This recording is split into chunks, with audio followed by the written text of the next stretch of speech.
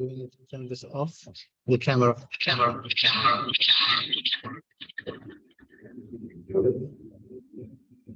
You want to turn off the camera? Yeah, no need for the camera phone, or does it need to be open? Because the others participant don't see you. Okay.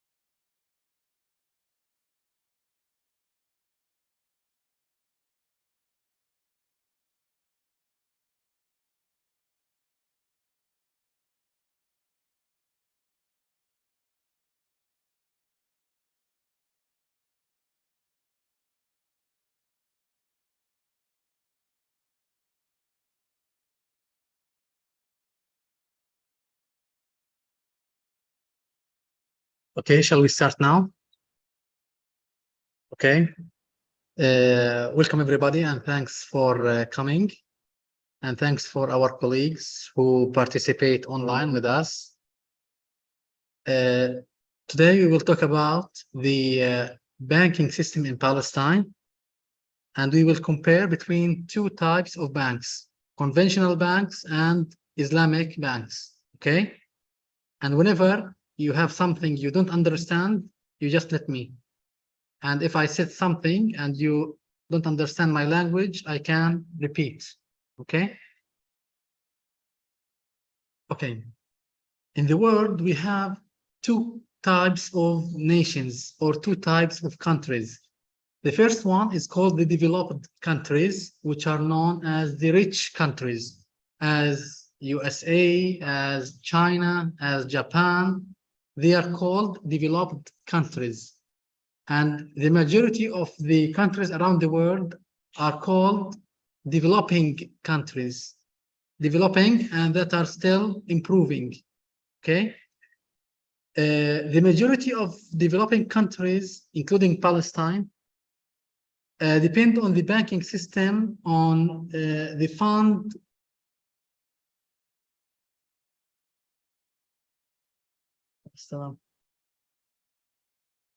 So the majority of the developing countries around the world depend on the banking system to finance their projects. For example, if somebody from a developing country wants to establish a business or expand the business, mainly they depend on the banks to finance or to as a source of fund to develop their companies. Okay? All right. In Palestine, you remember yesterday when I show you the pie chart, I showed you that the service sector contribute to 50% of the GDP in Palestine, right? Which includes the banking system. In Palestine, the Palestinian banking system is considered the main component of the Palestinian financial system and contributes directly and indirectly to the creation of added value to the GDP. As there is a growth in the industry sector or agriculture or any sector, it depends mainly on the banking sector to fund or to finance their projects. Okay? All right.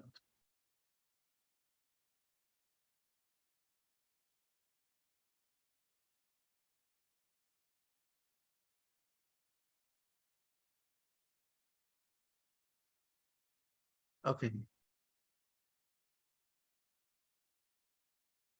Did you hear about something called sustainability? What is sustainability? Who knows what the word sustainability means? Can you raise your voice? Raise your voice.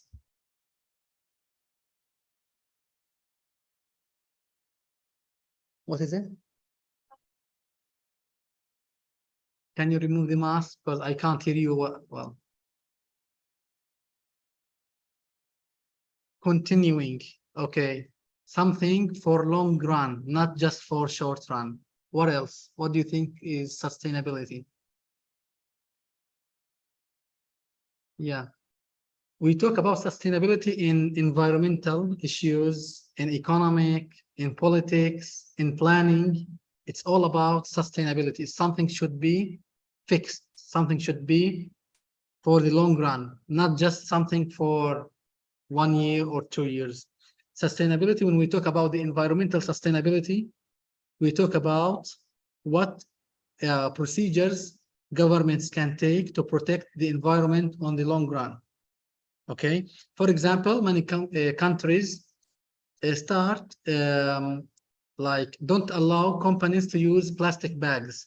When you go to a supermarket or a mall, they sometimes ask you if you need to take a plastic bag. If you take a plastic bag, you pay extra money, right? That's what happens here in Indonesia. In some of the shopping centers, they do that. If you want to take a plastic bag to put your products, you pay extra money because they don't want people to use plastic. This is called a sustainable strategy to protect environment. Okay, and for economics, we also have sustainability.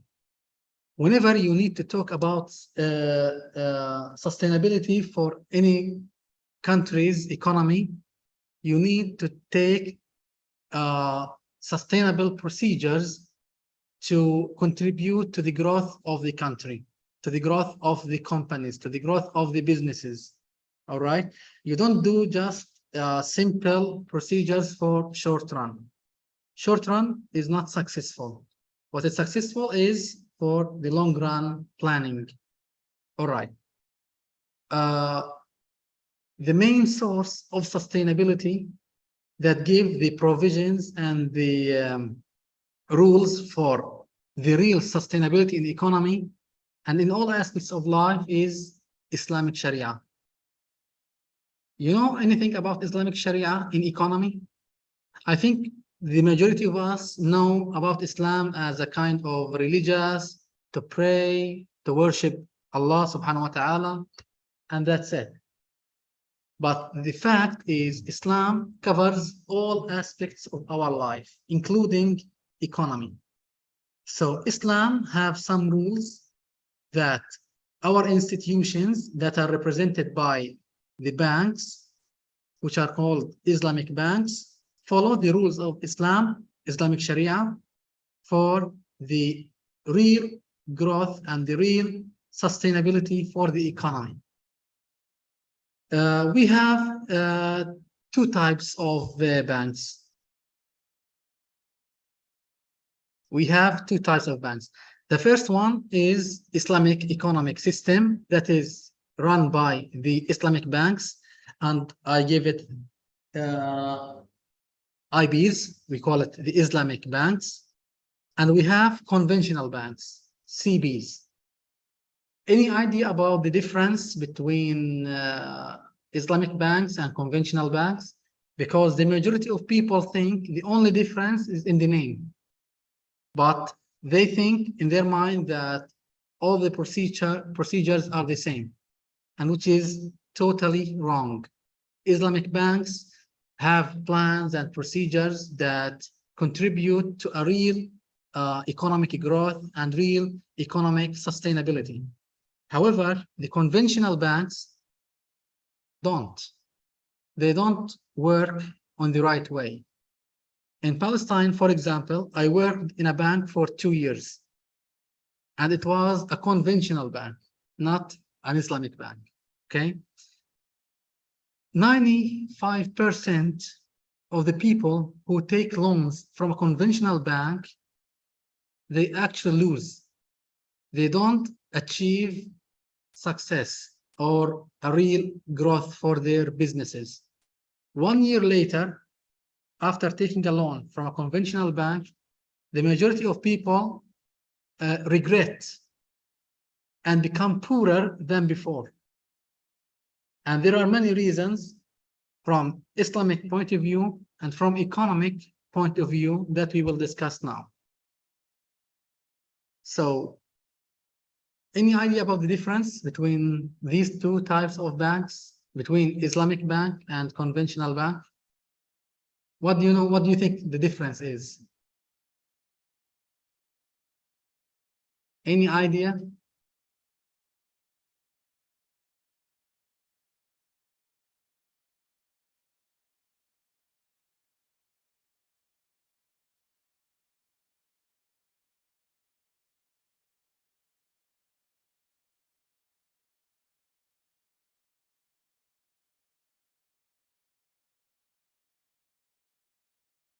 That's one of the most important points.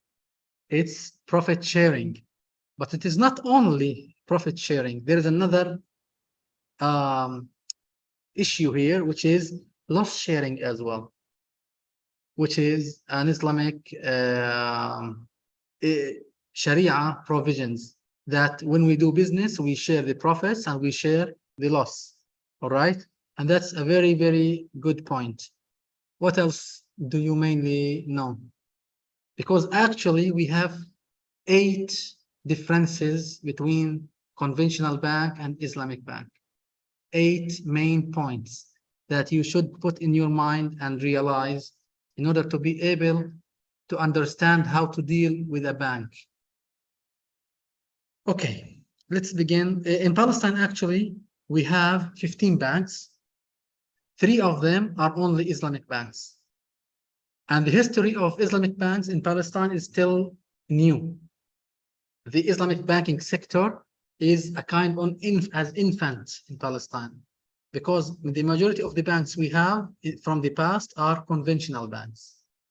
Islamic banking system is still a new thing in Palestine. And we will talk about the development of Islamic banks and the constraints they and the, let's say, the difficulties they face in their phase for the development. And we will talk about recommendations from an economic wise for the development of Islamic banks. All right. And so we have 3 Islamic banks in Palestine. They hire 1,200 employees, and they have 100 or more than 120 ATMs. Okay. The first Islamic bank in Palestine is called Arab Islamic Bank, that was established in the year 1995. The second bank is Palestine Islamic Bank, and I hope you can take the names of these banks. Maybe you will need them as a reference for your studies in the future, for your graduation paper maybe. And we have the second bank is the Palestine Islamic Bank. This was established in the year 1997.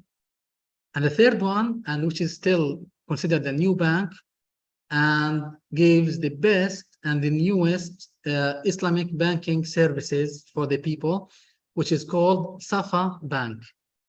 You know the word Safa? Did you hear about this word before?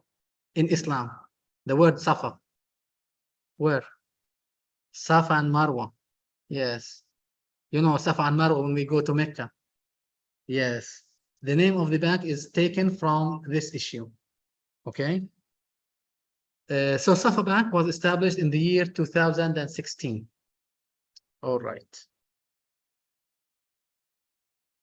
So the main differences, the main 8 differences between the conventional banks and Islamic banks are built on the principles and the convictions each bank believes in.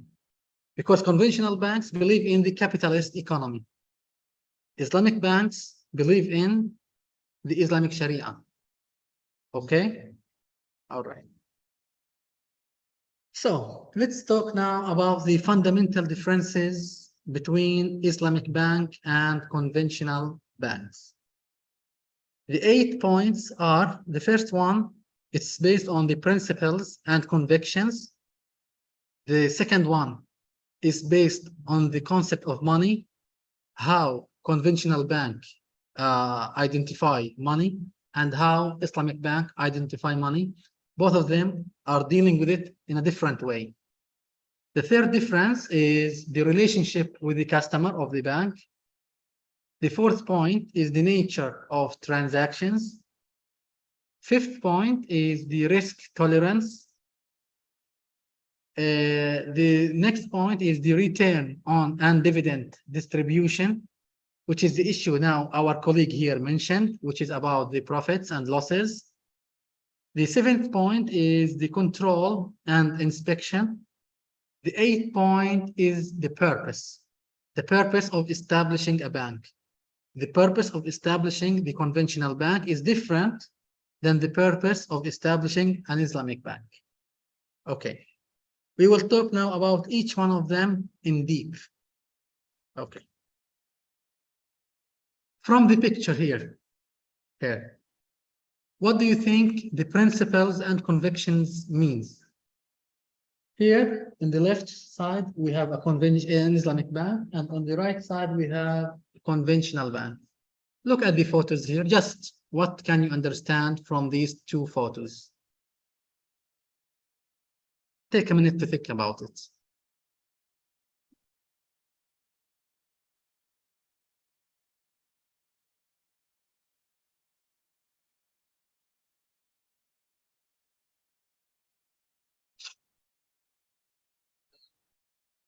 What is it? Okay, halal and haram, but based on not here. Think about it's right. What you said is correct, but you need to give me the reason of that from the photos. Why is it haram or halal?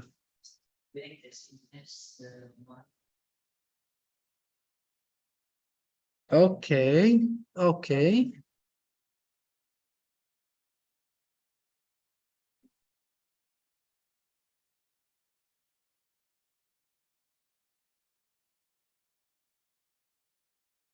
Make money. It doesn't care. They don't care if it's halal or not. Okay.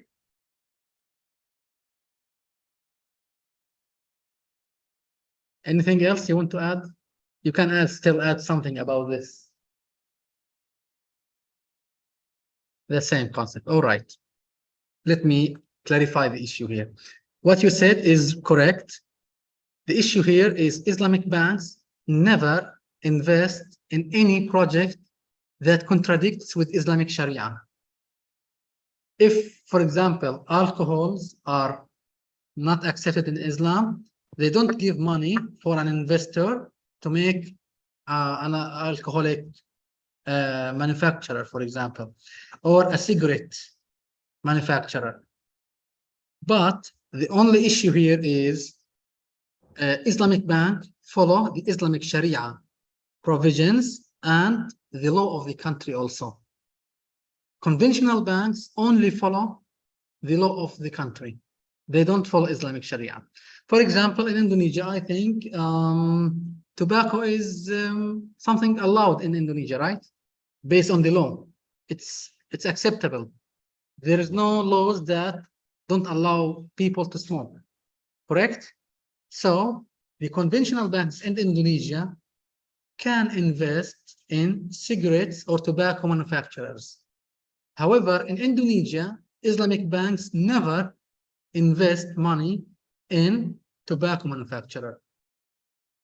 The issue here and the reason behind that is Islam as a religious now, let's talk about it not in economic, and as a religious, because here we talk about the principles and convictions, never allow us to eat or drink or to use anything that harm our bodies or our soul. Whatever, anything that harm your body is not allowed or acceptable by Islam as a religious. That's why Islamic banks here don't accept investing money in tobacco manufacturing, or for example, alcohols or drugs or whatever.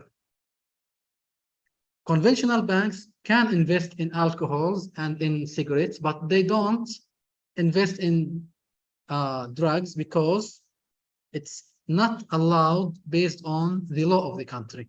Not because it's not allowed by Islam, but it's not allowed by the law. That's it. Clear? Is the idea here is clear? Anybody needs more clarification? Clear. All right, let's go now to the point number 2. Here, we talk about the concept of money. Look at these 2 photos and think about it. Thank you, miss. What do you think the idea behind this photo? Based on the concept of money, which means how the money identify, how the bank identify the money, how a conventional bank identify money, and how Islamic bank identify money.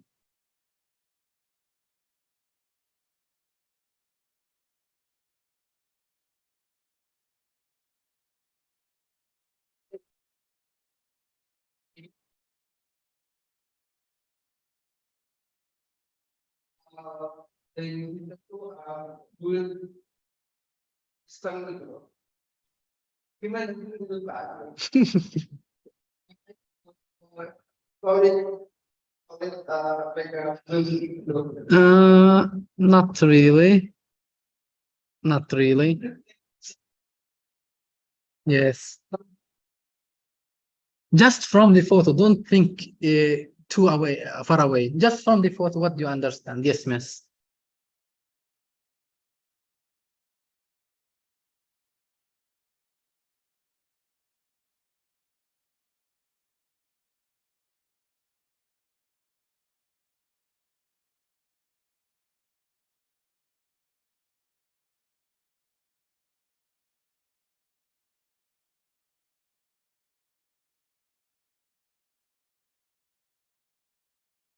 Okay, let's just look at the photo on the right side. Let's talk about conventional bank.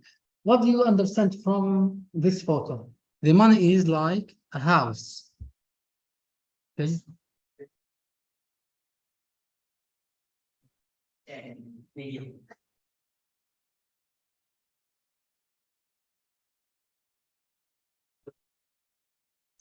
What is it?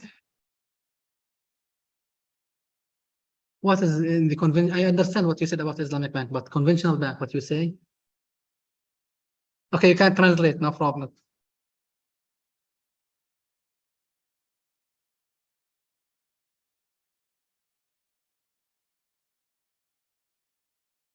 Both of banks' income resource, but I'm talking about the photos only now. These 2 photos. Here, as he said, in Islamic banks, and that's totally true and correct, that money is a kind of medium of exchange. We use the money to buy something. I pay money in cash to buy a mobile phone or to buy a laptop or to buy a desk or a table, correct? So it's a medium of exchange. I can take product by paying money. This is the first point, and this is the half of the photo here, right? A safe. What it is? What is the issue behind the safe here?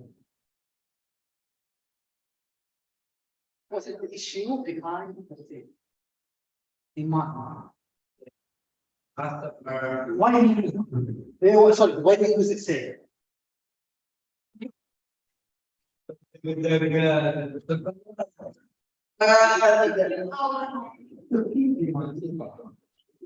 Okay. So what do you think? What?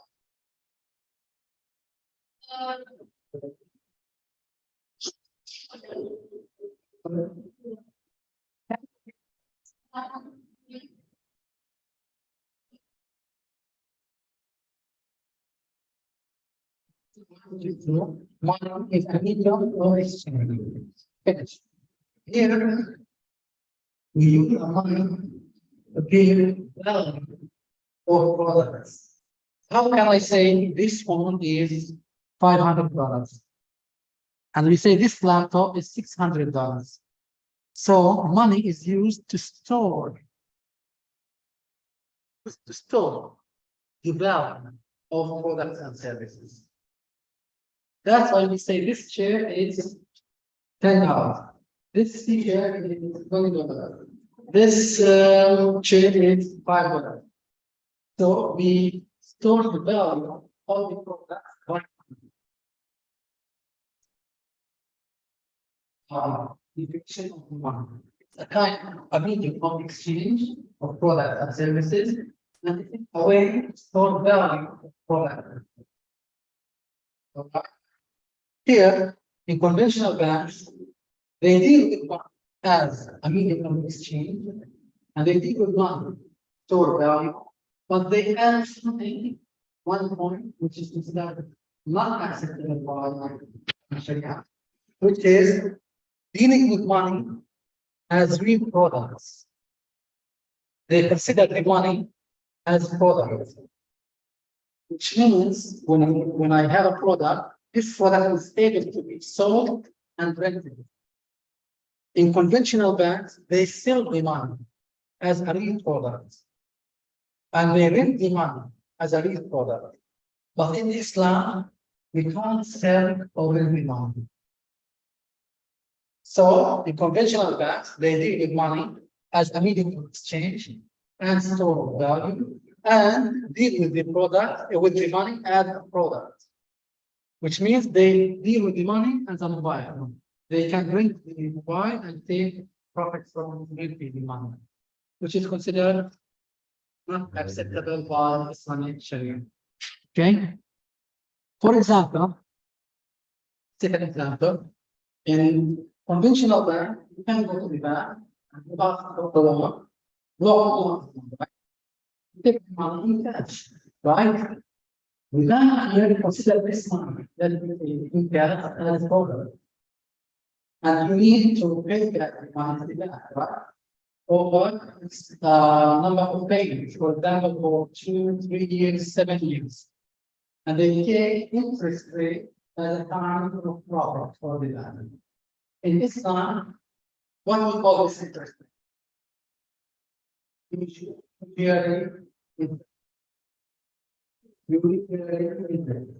Can I write it here?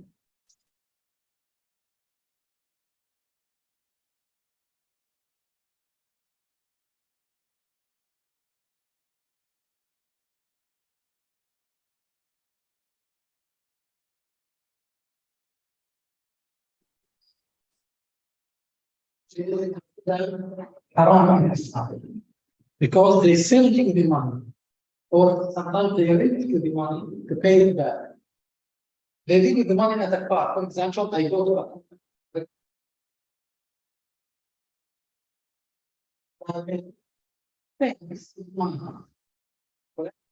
here the bank, the interest will be cash as the same. They give you the money and you pay monthly payments for that. It's not acceptable by Islamic Sharia. You can't rent money. So Islamic bank never gives you money in cash in hand, because they don't deal with money as a product. Clear? All right, next. All right. The relationship of customers with the bank. Look at these two points. Really understand it? I like to read for it more than okay. Look at this photo here. When you deal with the bank, an Islamic bank as a customer, and when you deal with a conventional bank as a customer. Islamic bank's customer gets profits. For example, we have two different types of contracts. We have something called Dababseh, and there is something else called Dababseh. So,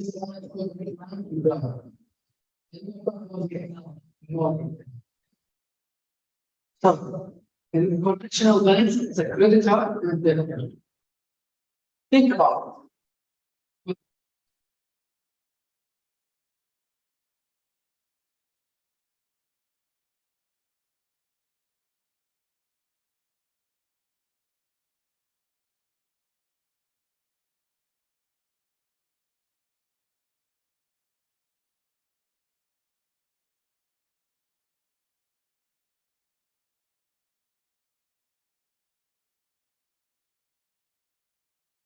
what do you think of the relationship between a customer and a bank?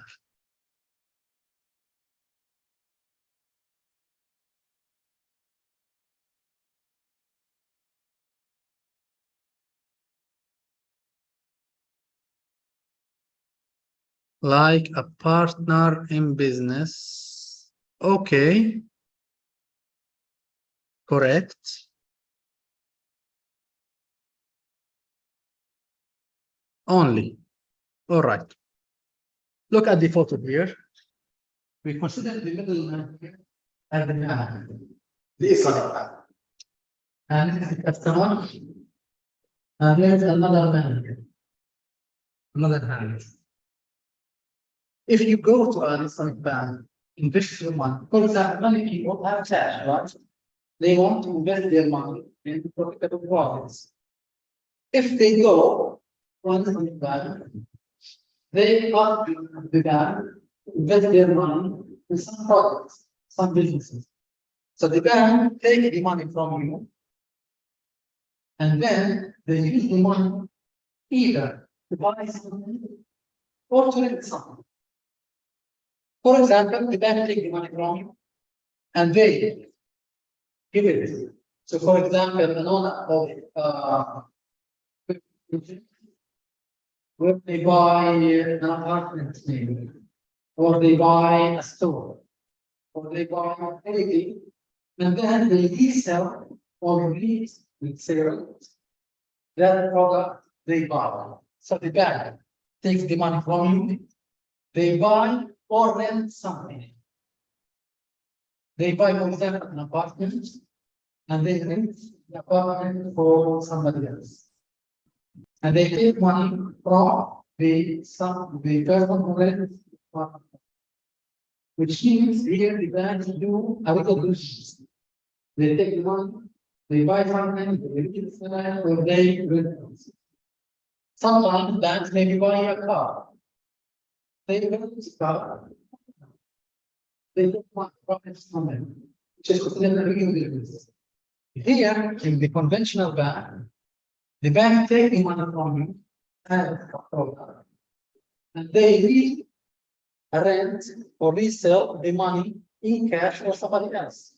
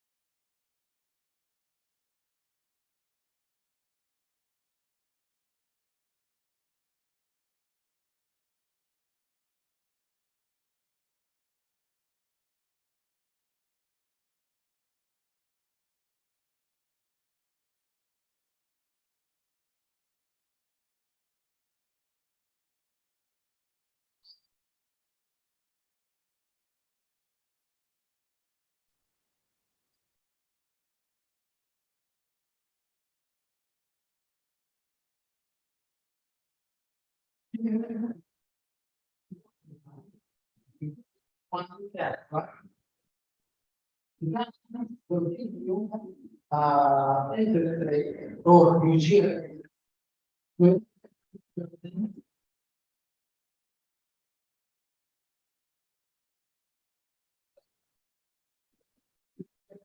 and the need for the money. So you can get like $1,000.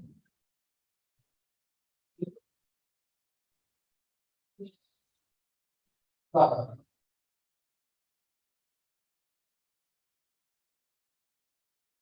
And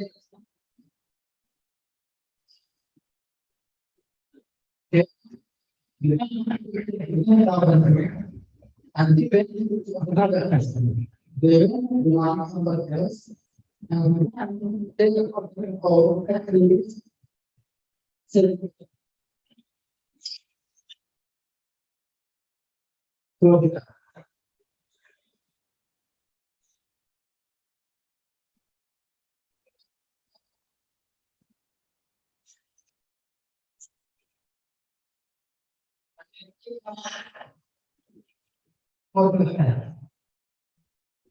they take one cash from you as a product.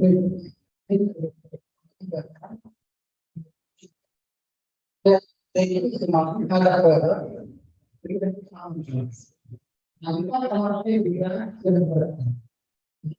And the bank takes part. That's how the conventional bank works.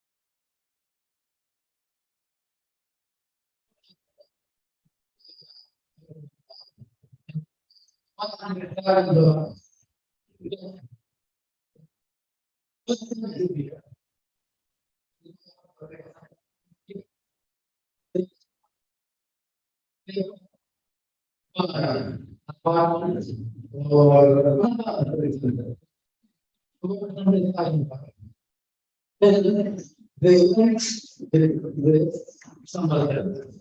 So the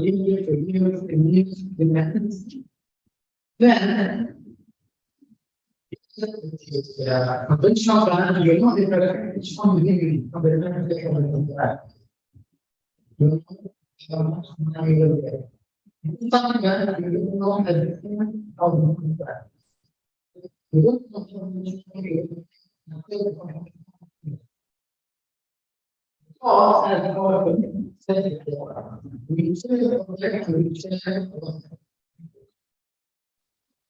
so it's not that the money somewhere.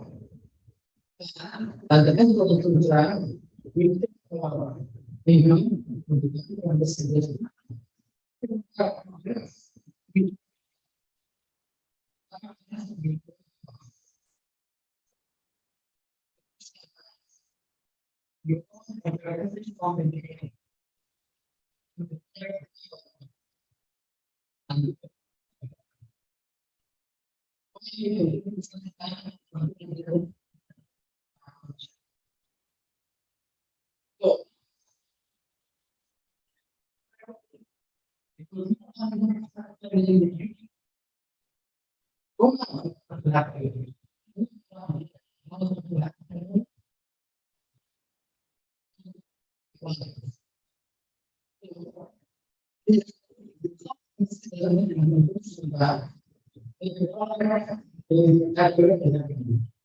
Well, then you go off.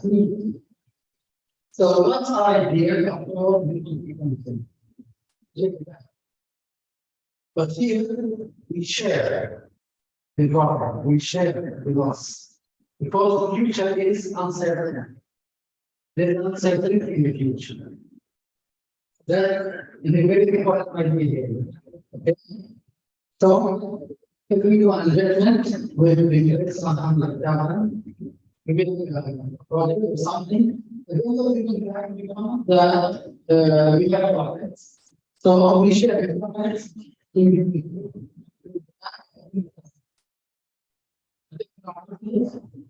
we share the profits. You can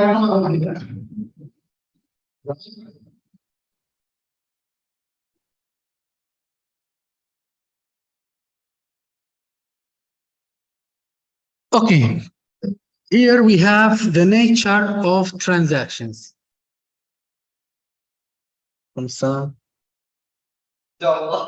Thank you. Okay, thank you.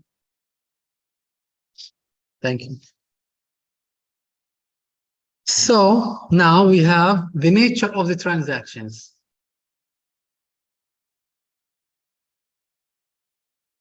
Look at the photos here.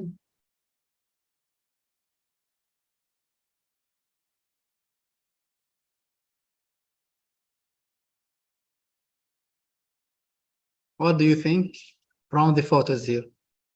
The nature of transactions. What is the difference between a conventional bank and an Islamic bank?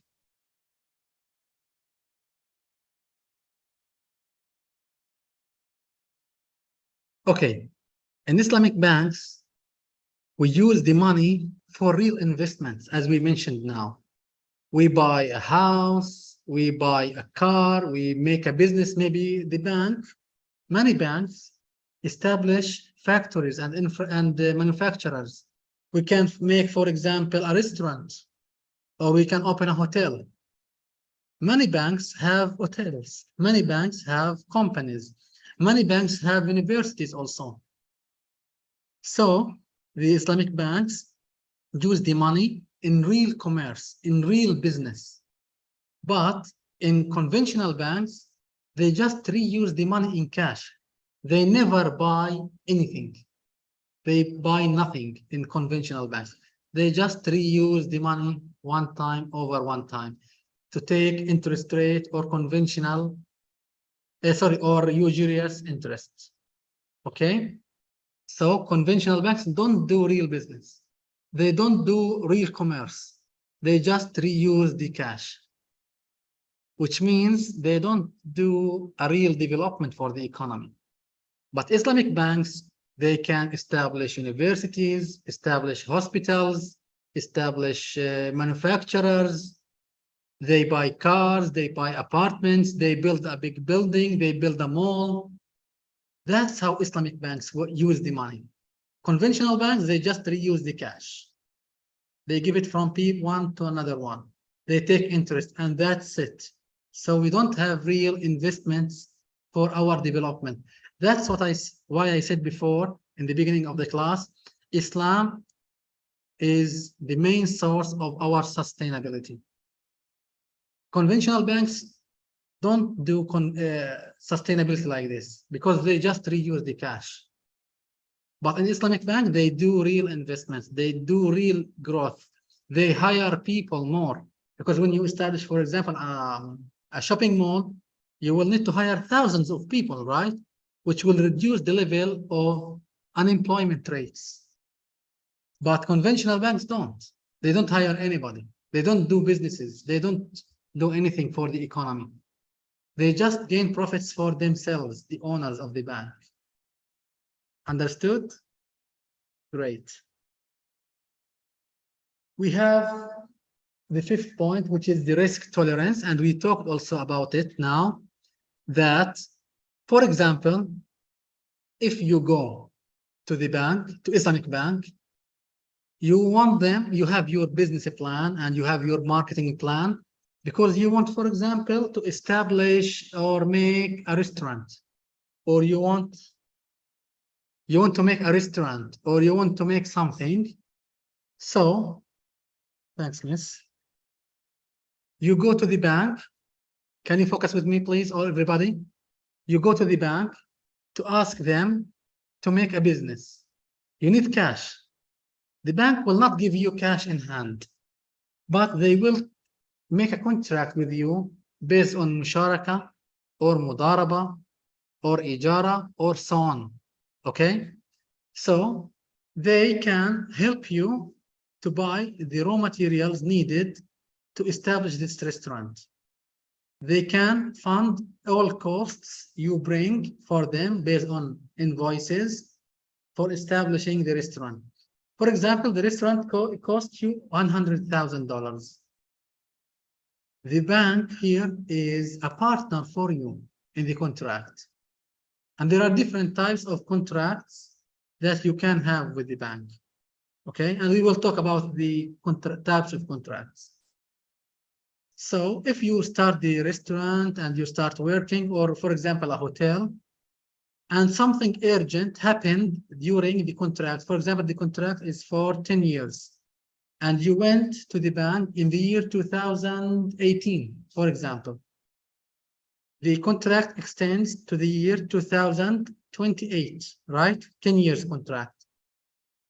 But you were surprised in the year 2020 that the COVID-19 attacked the whole world, and you were forced to close your hotel or you close your restaurant, and your income is zero.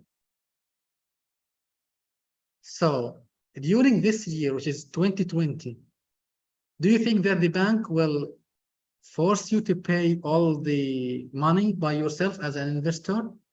The answer is no, because the bank is your partner here. They share you the consequences of the COVID-19 because they know that it was not your fault. It's something came from out of our control. So you are not the reason for the loss. So the bank share you the cost. So you don't lose everything, you lose half, and then you will work again and gain profits and cover your expenses. Let's take the same example with a conventional bank. You go to a conventional bank, you need $100,000, the same amount of money, to open a hotel or a restaurant in the year 2018, the same year, for a contract for 10 years. And in the year 2020, the COVID-19 came and you closed your business and you have no income. You should know you are the only one who will afford the costs. The bank don't afford any responsibility. Zero risk rate on the bank. You afford the risk 100%. You afford all the consequences of the COVID. You will need to pay money to the bank in the year 2020. You should think of any source of income to pay. But in Islamic bank, you don't pay money for the bank in the year 2020 because they understand that this is something not under your control. But conventional banks don't understand this language. They just look for their profit margin, which is considered in Islam haram. Is it clear? Okay, one more example. If you go to the bank, for example, to buy a car, many people go to a bank to buy a car. And one of the people who bought his car from the Islamic bank, me, okay? I went to the bank, I asked them to buy a car for me from a retailer. Okay, let's talk about it.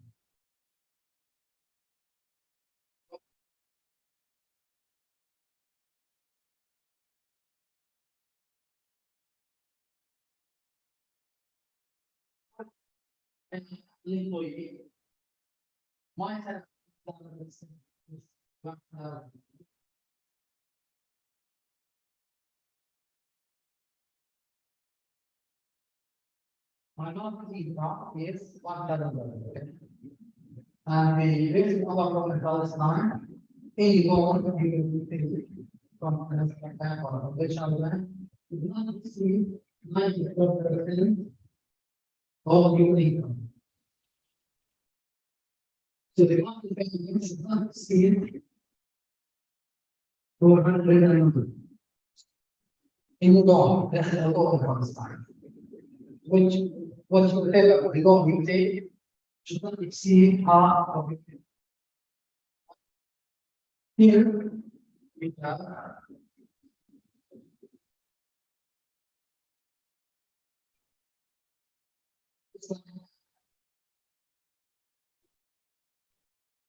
I do it and ask them to buy a car for me. There are 10 companies that are uncontrolled.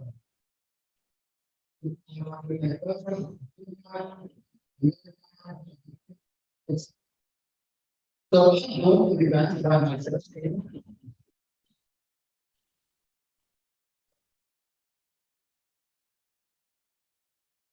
I asked them to buy the car for me. Then what are we going to do? The man goes to a car with the car repair and they buy a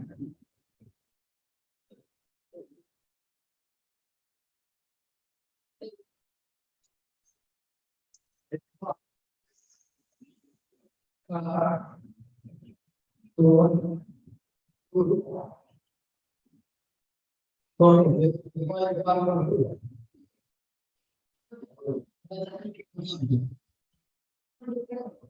the bank goes to a car retailer to buy a car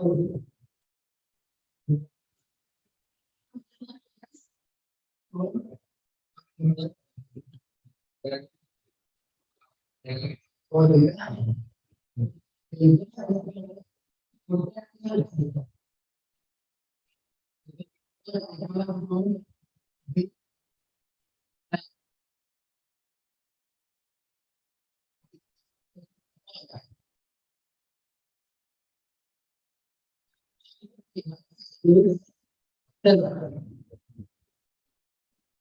so and those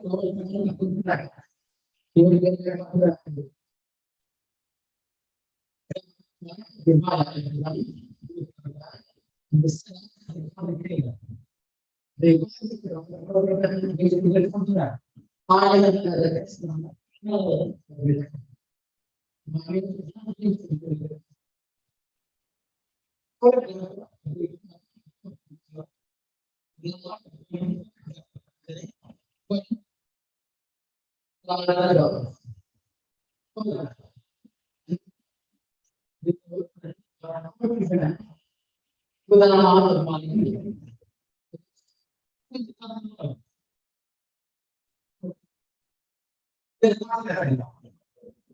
The time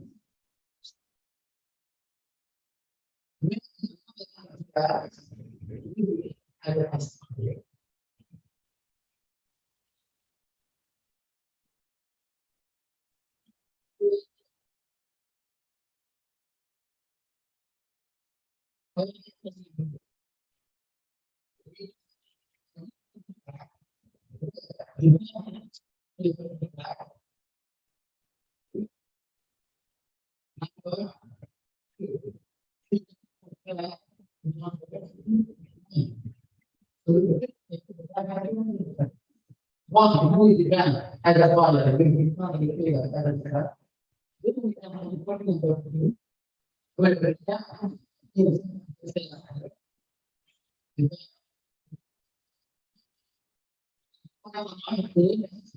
a father, because he wants to work with an amount of money, he will try to work. And tell them, what is the money? Okay.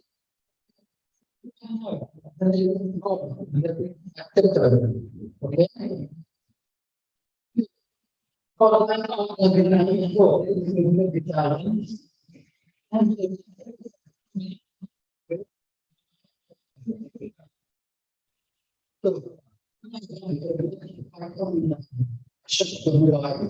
I buy this from the wholesaler with, for example, $600. Then I resell it to my customer with $800. That's real business. That's real commerce. That's how Islamic brand works. Oh. In the What the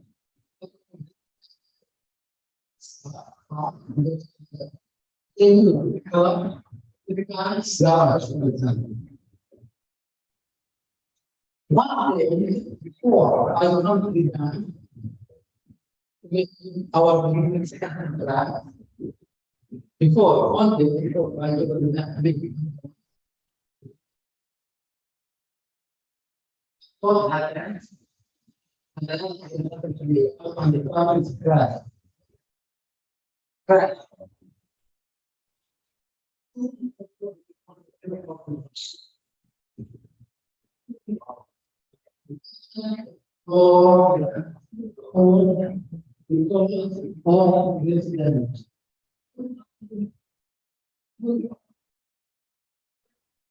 What?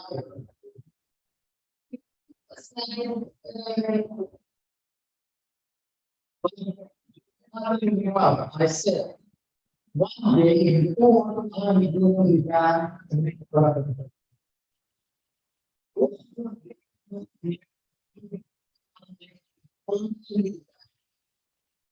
The bank 100% pays 100% about the life.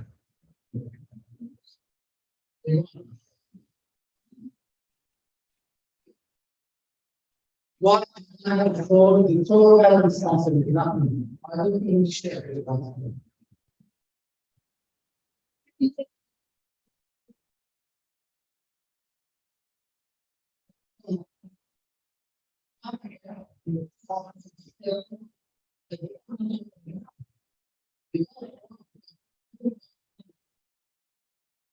With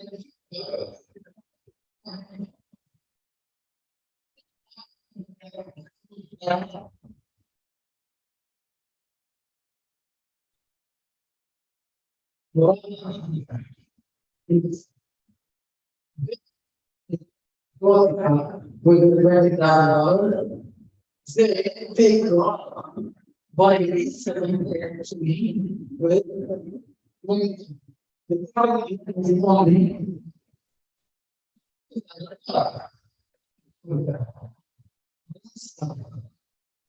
They afford the because it is in their approach. For example,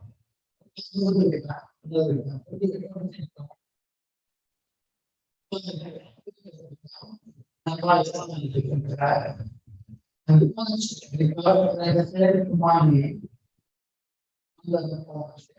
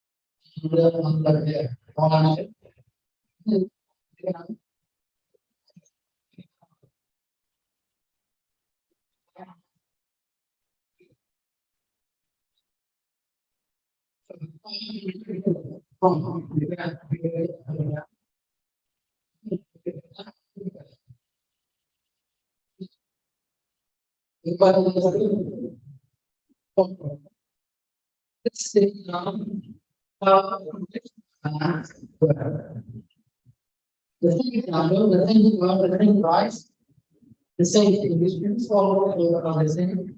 Now, I will go to here, because I'm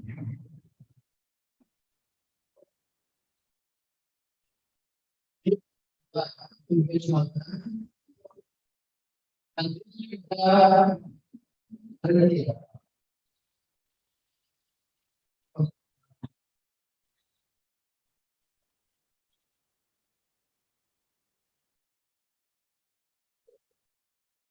So,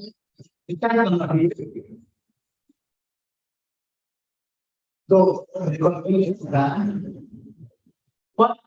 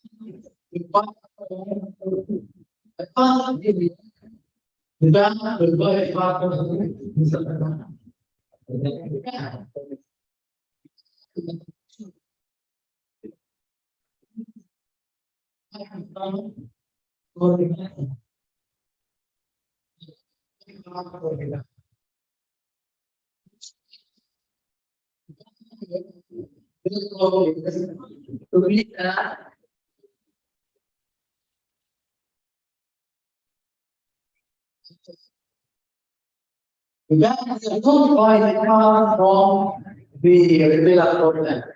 We buy the car only for the brand. So we have only one brand.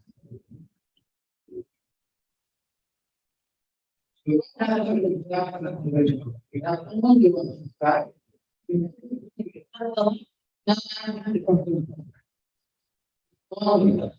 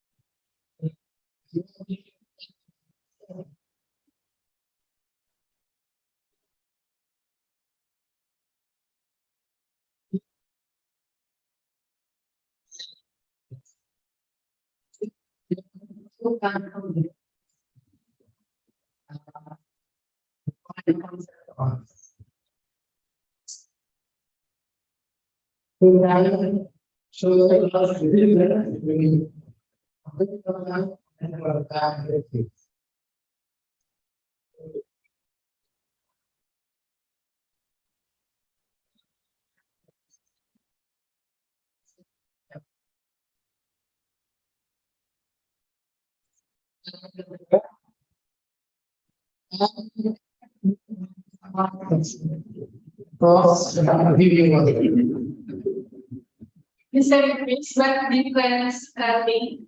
It's your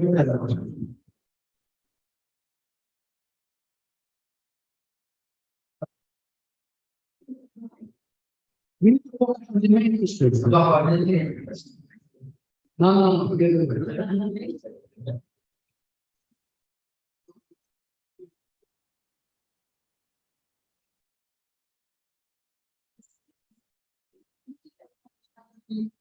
Okay.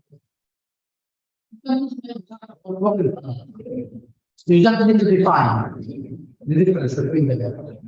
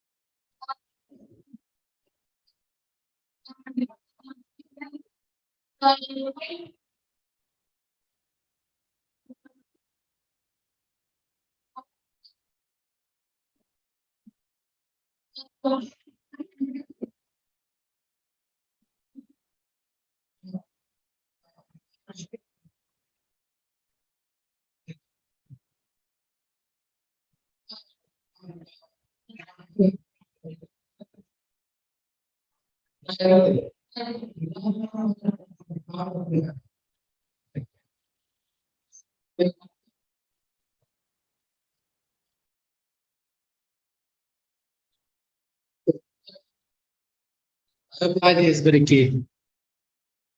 Okay, we talked about this. Okay. Return and dividend distribution. Look at the photos, and I think we also talked about this before. In conventional banks, they give you the interest rate that you will get over your money from the first day of the contract, right?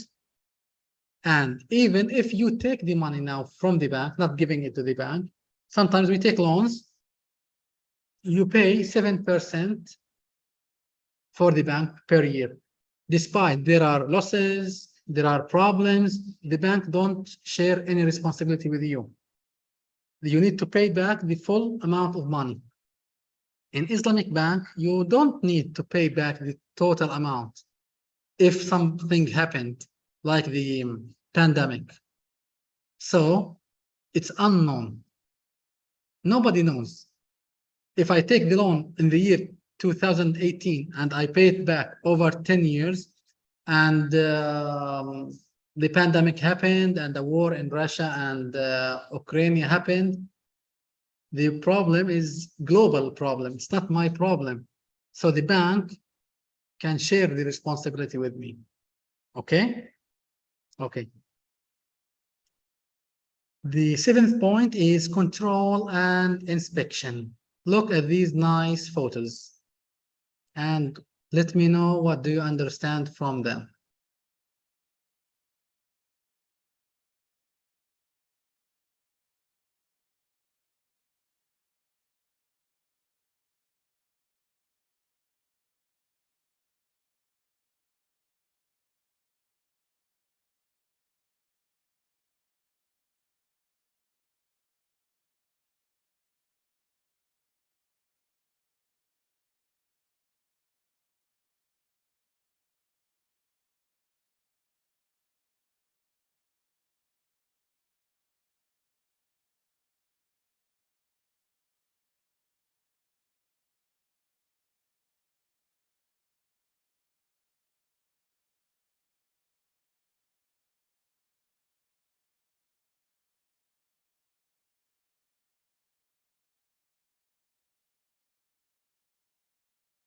What do you think? The difference here?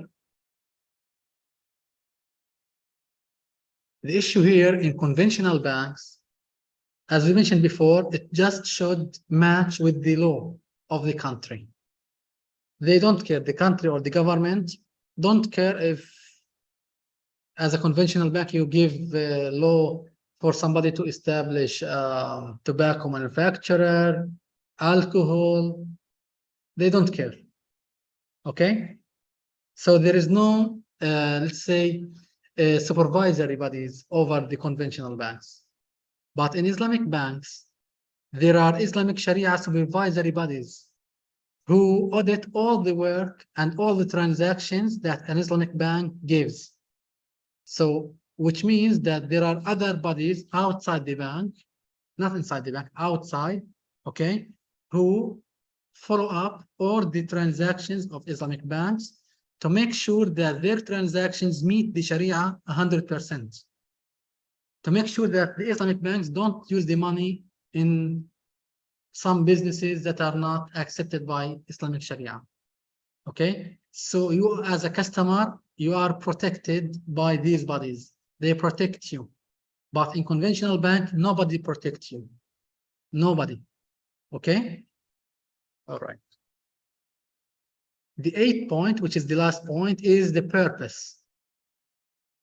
The Islamic banks really looks for achieving real economic growth, real local growth, real regional growth, real global growth for the whole world. As they do real businesses, they invest the money in real commerce, not as conventional banks who just reuse the money to the other people. And we can understand here that a conventional bank aims to achieve 100% profits for the owners of the bank, which means conventional bank works on making the rich people more rich and making the poor people poorer. Because 1 year later, after you take a loan and a pandemic happened in a conventional bank, and you can't pay back the money for the bank will come and take your house. The bank will come and take your car, will take your clothes sometimes, which means you will be poor.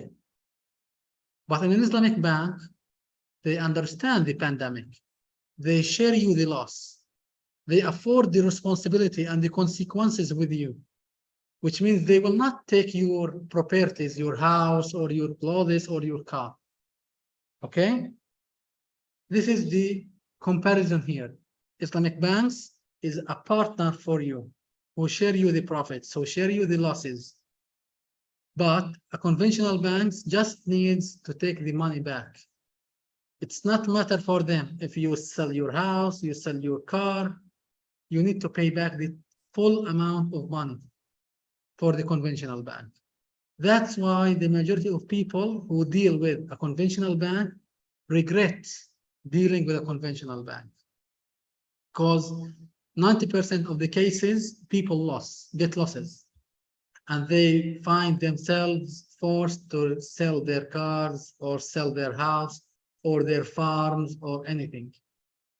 But in an Islamic bank, you don't need to do that. Okay? So in Islamic bank, we achieve a real economic growth, a real economic development, a sustainable economic development. But conventional banks, no. They just increase the wealth of rich people. That's it. This is the only goal for a conventional bank. They afford zero risk, zero. But in Islamic bank, there's a kind of share of loss and profit. Okay. In Palestine, we have some challenges that face the the Islamic banks when they start their work in Palestine. The first point is a high degree of unequal competition. As I mentioned in the first beginning of this class, conventional banks in Palestine are from a long time. They have a long history in banking system, which means they have experience, they have money, they are rich, they have many procedures and they are really expert in banking system. But Islamic banks are still new. Islamic banks in Palestine is a kind of infant. It's a small economic sector, and it needs a kind of protection from the government and give subsidies. But unfortunately, in Palestine, the government don't support Islamic banks, don't give protection for Islamic banks, which is the first challenge Islamic banks have in Palestine. The second point is a shortage of specialists. This sector is still new, and we don't have universities in Palestine that give Islamic banking system programs, which means we need our universities to start giving some programs that meet the needs of the Islamic banks in Palestine to gain more understanding of the Islamic economic system. Because the most of managers in our Islamic banks in Palestine came from conventional banks. Their experience is only in conventional banks. They don't have experience in Islamic banks, which means there is unmatch here between the managers of the banks and the procedures of Islamic Sharia. Okay, this is the second challenge. The third challenge is the lack of focus on the economic aspects of Islamic banking system, which means the bodies in the external bodies that oversight the procedures of the banks in Palestine, of the Islamic banks, focus on the halal and haram issues. Say this is halal, this is haram, based on a religious point of view. But they don't focus much on the economic side of Islam. They don't talk much about the murabaha or mudaraba or ijara. They just say halal, haram, acceptable, not acceptable. But they don't work much on developing new or modern Islamic banking services, which means we need to invest in this issue. The fourth point is the lack of awareness of citizens about what differentiates an Islamic bank from a conventional bank. If we ask 100 people randomly from Palestine about the difference between the Islamic bank and the conventional bank, they will say the only difference is the name. This is an Islamic bank and this is a conventional bank. They are same in everything. That's what the majority of people think about Islamic banks, which is 100% wrong. Because as now we have an example here, there are many differences, okay? So the banks in Palestine, the Islamic banks in Palestine, should invest more in the marketing of their Islamic banking services and the differences they have and the advantages. As we know, in our example here, it's much better to deal with Islamic bank because the Islamic bank share you the risk here. And it's a kind of real commerce, buy and sell and resell to a customer. Okay, but in this conventional bank, it's not. So the banks in Palestine, the Islamic banks, should do much more marketing efforts and promotion for their Islamic banking services. Here we have a reluctance to make profitable investment decisions. Many of the transactions in Islamic banks are refused by the bodies who oversight the transactions of the Islamic banks because they don't have sufficient or enough experience in the Islamic banking services.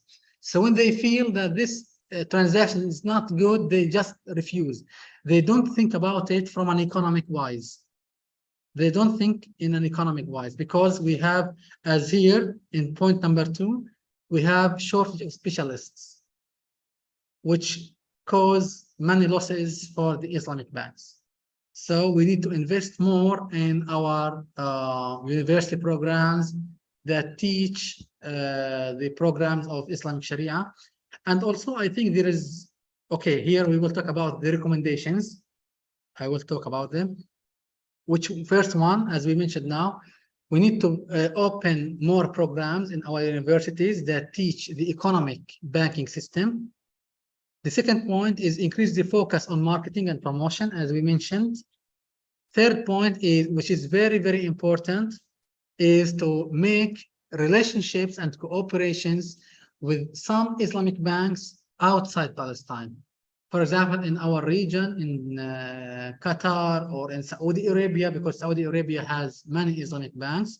So the Palestinian banks should make a kind of bridges and to build a relationship with them to gain more experience, because Islamic banks in Saudi Arabia, for example, are from a long history and they have many specialists in their banks, which means we need to make a relationship with them to do a kind of exchange to gain more knowledge and experience from them. The last point is to carry out larger marketing studies about the needs of the Palestinian needs in our economy and in our market, because many people in Palestine are not taking banking services of conventional banks.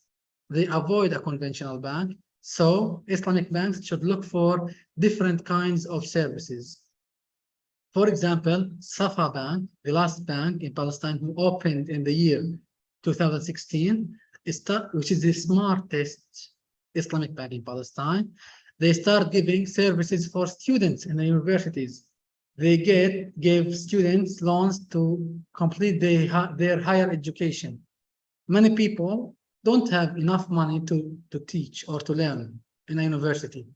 So they go to the Islamic bank to cover their expenses of tuition fees for the university, for example, which is something new in Palestine. Many people sometimes need to do a surgery and their insurance don't cover this kind of surgery. So Safa Bank start giving a kind of fund for the people who would like to do surgery or something. Okay, so Islamic banks should look for new opportunities to serve their market. Of course, that in a way that meets Islamic Sharia. All right. And at the end, I would like to thank you for listening. Thanks for coming. And as you say in Indonesian language, you say terima kasih. Terima kasih, everybody. Thank you. And I was happy to be with you here. And I hope you got new ideas, new knowledge. You learned something new here with me about the Islamic banking services. Thank you. We are finished. Done. Thank you.